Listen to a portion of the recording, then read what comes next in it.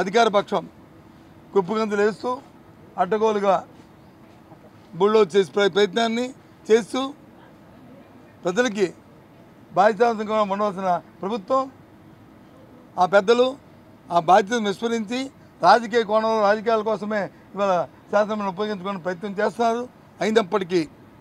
అయినప్పటికీ ఒక ప్రధాన ప్రతిపక్షంగా ఒక బాధ్యత ప్రతిపక్షంగా మా పార్టీ తీసుకున్న నిర్ణయాన్ని మా నాయకుడు తీసుకున్న నిర్ణయాల్ని దానికోసం మేము అడుగుతూనే ఉంటాం, చేస్తూ ఉంటాం, ప్రజలకు వాస్తవాలు చెప్తూనే ఉంటాం. అక్కడ లోపల చెప్తుంటాం, మళ్ళీ బయటకు వచ్చే రోజు మీతోని వాస్తవాలు చెప్తాము, ప్రజలకు ఈ విషయాలు తెలియజేస్తామనే విషయాన్ని మీ ద్వారా తెలియజేస్తున్నాను. మేము చెప్పాం కదండి, మా విధానం 3 రాజధానులు అవసరం చెప్పాను నేను ఆ రోజుకి. మళ్ళీ ఈ రోజు నువ్వు అడుగుతున్నావు కాబట్టి మా పార్టీ విధానాన్ని మేము డిస్కస్ చేసుకొని చెప్తాము. ఆ రోజుకి మాది 3 రాజధానులు మా విధానం. అప్పుడు ఆ రోజుకి నేను ఈ రోజుకి మళ్ళీ పార్టీలో డిస్కస్ చేసుకొని చెప్తాను. మేము డిస్కస్ చేసుకొని మేము చెప్తాము. ఆ రోజుకి మా విధానం ఇది. అందులో రాజధాని ఇక్కడ శాసన రాజధాని పెడదామని ఇక్కడ వచ్చి తయారు చేద్దామని అనుకున్నాం. ఈరోజు మీరు అడిగారు కాబట్టి మళ్ళీ ఈ సమస్య మళ్ళీ ముందుకు వస్తే దాని మీద డిస్కస్ చేసుకొని మేము చెప్తాం. అదే చెప్పాను అందుకు వచ్చి చెప్పాను. నేను ఆ రోజు కూడా 1,19,000 కోట్ల రూపాయలతో వచ్చి ఈ అమరావతి డెవలప్మెంట్ ప్లాన్ పెట్టారు. రోడ్లకి, సచివాలయానికి, అలాగే హైకోర్టుకి, అలాగే సభకి పెట్టారు. పెట్టి ఆ రోజుకి ప్రభుత్వం నేను మున్సిపల్ అడ్మినిస్ట్రేషన్ మినిస్టర్గా సిఆర్డీ నేను ఛార్జ్ తీసుకున్నప్పటికీ 6,000 కోట్లు మాత్రమే ఖర్చు పెట్టారు. ఆ 6,000 కోట్లలో కూడా 2,000 కోట్లు వచ్చి బాండ్స్ రూపేనా, 2,000 కోట్లు వచ్చి స్టేట్ బడ్జెట్లోను, ఇంకో 2,000 కోట్లు వచ్చి బకాయిలు. అంతే ఆ రోజుకి ఆయనకు వచ్చు. అది చూసాం. 1,19,000 కోట్లు ఈ 3 సంవత్సరాలు వీళ్ళు 6,000 కోట్లు ఖర్చు పెడితే ఇదంతా ఖర్చు అవ్వాలండి, ఇదంతా కట్టాలంటే ఇంకొక 5-6 సంవత్సరాలు పడుతుంది.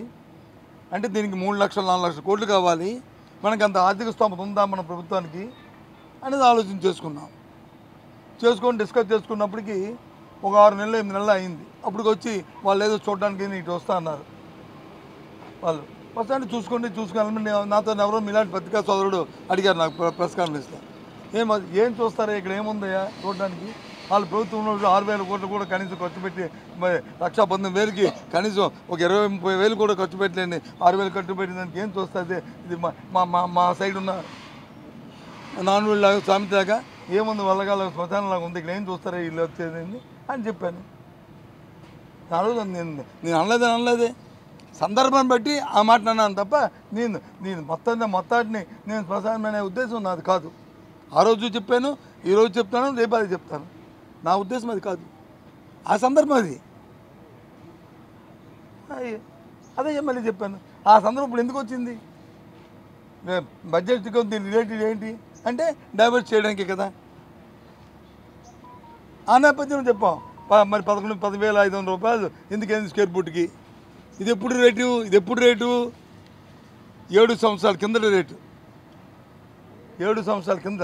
అంటే ఆ రోజుకి ఈ రోజుకి అంటే ఇవాళ అయితే 20,000 అవుద్ది. ఆలోచించేయండి ఏ రకంగా దోపిడీ జరిగిందో, ఏ రకంగా జరిగే ఆ రోజు కార్యక్రమాలు అనేవి. సో ఏదైనప్పటికీ కూడా మా ఉద్దేశం మనందరం కూడా ప్రజలతో బాధ్యతగా వచ్చాం కాబట్టి, ప్రజలకి మనందరం కూడా జవాబుదారీతనంగా ఉన్నాం కాబట్టి మా బాధ్యత మేము నిర్వర్తనాన్ని మేము చేస్తున్నాం. కానీ ఇవాళ అధికార పక్షం బుల్డోజ్ చేస్తూ ఏదైనా అడిగితే మమ్మల్ని పాసింగ్ రిమార్క్స్ చేస్తూ బురద జల్లడానికి ప్రయత్నం చేస్తుంది. ఎంక్వైరీ ఏమంటే ఎంక్వైరీకి దాని దర్యాప్తు జరపడానికి తయారీగా లేదు. ఇది ద్వంద్వ ప్రమాణాలు పాటిస్తున్న విషయాన్ని మీ ద్వారా రాష్ట్ర ప్రధానికి తెలియజేస్తున్నారు. ఎవరు రాశారు, ఎందుకు రాస్తారండి, ఎందుకు రాస్తారు? వైఎస్ఆర్సీపీ తరఫున రాస్తే మాత్రం ప్రభుత్వం వాళ్ళదే కదా. అవన్నీ ఎనార్మస్ లెటర్ కన్సిడర్లో తీసుకుంటారా? సత్యనారాయణ పేరుని రాస్తే ఎలవేపుగా బాధికలు మంచిగా రాశాడు. లేదు జగన్మోహన్ రెడ్డి గారి పేరు మీద రాస్తే ఒక ప్రతిపక్ష నాయకుడిగా రాశారు. ఎవరో రాస్తే వాటన్నింటినీ తీసుకుని లేదు మా లెటర్ మా పార్టీ విధానం ఇదేని చెప్పి అని రాస్తే తీసుకుంటారు. అది లేని దానికి ఇలాంటి పాత నిర్మాణం చేస్తూ దాన్ని బురదల్లడానికి ప్రయత్నం చేస్తే ఎలాగండి? చేతకాని వాడు అంటే ఆ మధ్యలో మా మధ్యలో బాగా వాయించలేదు, లేకపోతే నేను బాగా గెంతేవాడిని అంటారా? అలా ఉంది చూస్తుంది. కరెక్ట్ కాదు కదా. హౌసింగ్ వ్యవహారంలో కూడా చర్చ జరిగింది. మీరు 5 ఏళ్లలో 30 లక్షల ఇళ్ల స్థలాలు ఇస్తే దాంట్లో కనీసం 6 లక్షల ఇల్లు కూడా కట్టలేదని మంత్రి పార్థసారథి కూడా కట్టమ్మా.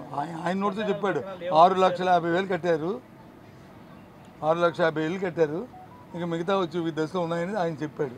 అక్కడ జరిగిన చర్చ ఏంటంటే పార్థసారథి గారు వచ్చి వైసీపీ ఎమ్మెల్యేగా ఉన్నప్పుడు, ఆయన వైసీపీ ఎమ్మెల్యేగా ఉన్నప్పుడు 1924 సంవత్సరంలో, అంతకుముందు 14-19 ఉన్న కట్టి నీళ్ళకి వచ్చి బిల్లు ఇవ్వలేదనేది ఆయన తాలూకా ఆయన ఎత్తిన అలిగేషన్. దానికి మేము ఏం చెప్పామంటే మాకు తెలిసి మా నియోజకవర్గంలో ఆయన కూడా మంత్రి గారు ఎమ్మెల్యేగా ఉన్నప్పుడు శాంక్షన్ అని ఇంటికి అన్నిటికీ ఇచ్చారు. ఏదైతే కట్టేసి శాంక్షన్ అవ్వకుండా నాకు బిల్లు ఎవరైతే అడిగారో వాళ్ళకి మాత్రం ఆ రోజు ఇవ్వడానికి తయారు, ఎందుకంటే అదొక స్కామ్ కింద అయిపోతుంది. కాబట్టి దానికి మాత్రం ఆపింది మాత్రం వాస్తవం మా నియోజకవర్గంలో కూడా జరిగాయి అనేది. నీ నియోజకవర్గం జరిగింది సారథి గారు, ఒకసారి ఆలోచన చేయండి చూడండి అని చెప్పాం. అది జరిగింది. ఓకేనా?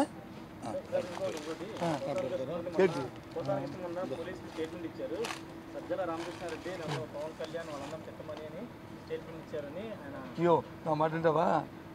వాళ్ళు పత్రికల్లో రాస్తారు, మీ టీవీలో చూపెడతారు, ఇలాంటి 2-3 టీవీల్లోనూ. దానికి సమాధానం చెప్పండి, ఏం చెప్తాను చెప్పి. ఆయన ఇచ్చిన స్టేట్మెంట్ కానీ లేదు ఆయన ఇచ్చినట్టుగా ఏ అధికారి, నేను అధికారి చెప్పమను, ఓ పోలీస్ అధికారిని చెప్పమను. ఇగో ఆయన ఇచ్చిన స్టేట్మెంట్ అధికార స్టేట్మెంటు ABCD లేదు టీవీలో ఆయన తాలూకా అప్పుడు చెప్తాము. అంతేగాని చెప్పకుండా ఊహలతో రాసుకొని దానికి ఆన్సర్ చేయమంటే ఎలా చేస్తామండి? ఇది ధర్మం. అది మీరు అడగకూడదు, మేము అలాంటి వాటికి మేము రెస్పాండ్ అవ్వకూడదు. ఎందుకంటే జరుగుతున్న పరిస్థితులు తెలుసు కాబట్టి మనకి ఏ విధంగా మ్యాన్పేట్ చేస్తున్నారో, ఏ విధంగా దాన్ని ఉన్నది లేనట్టు లేనిది ఉన్నట్లు ఏ విధంగా చూపెడతారో మనం చూస్తున్నాం కదా. దాన్ని ఎలా రెస్పాండ్ అవుతాం? Please subscribe Telugu politics.